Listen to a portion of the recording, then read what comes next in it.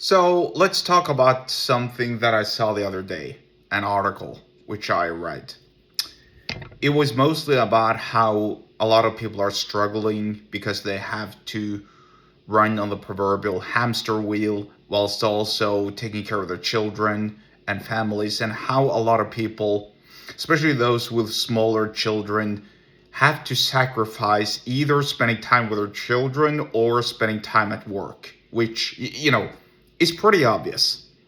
If you have children or a child, you'd much rather want to spend time with them rather than going to your job, but you have to go to your job because otherwise you can't get paid, which is fine, and I totally agree with that. In fact, and with these low birth rates and with a potential population collapse on the horizon across more or less the whole world, especially in the Western world,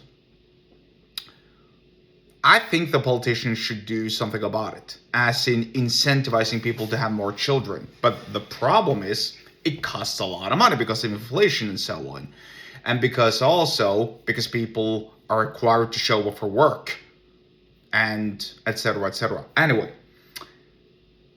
there always seems to be this discussion about how you should either be poor and happy or rich and lonely.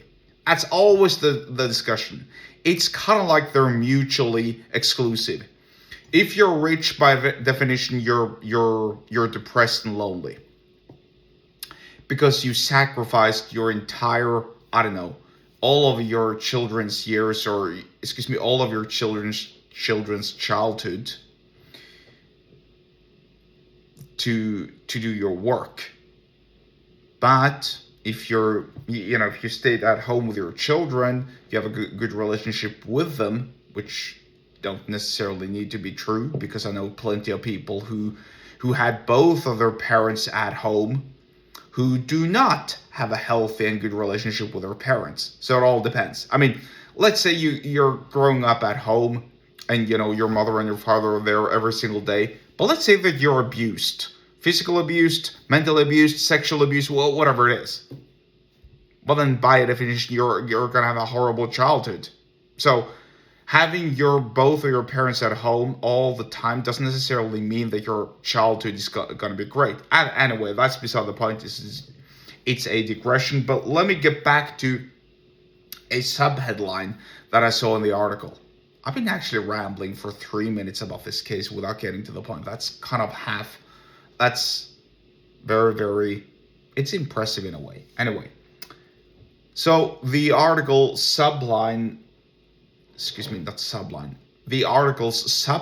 reads, "I'd rather be a retiree short of money, but with a good relationship to my children, instead of being lonely and rich." See, this is exactly what I mean. The two shouldn't be and aren't mutually exclusive. You think that there aren't rich people who aren't happy? You think there aren't poor people who are broke with little money who are unhappy? I'm telling you right now. In fact, I know about so many, well, not so many, but I know about a lot of situations where couples had to leave each other over money because they were short of money. They couldn't figure it out.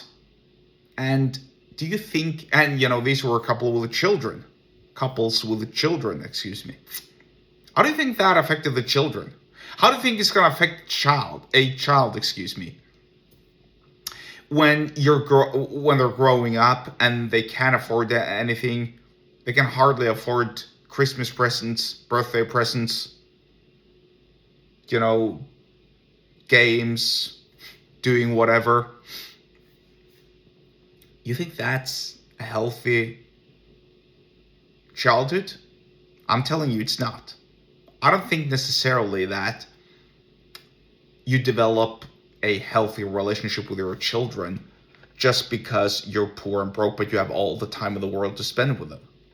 Because here's a simple fact. People get tired of each other, even parent and child. That's just a fact. We're not meant to be around each other all the time. Now, that doesn't mean that you shouldn't spend as much time as possible with your children, of course. But I'm just arguing the case.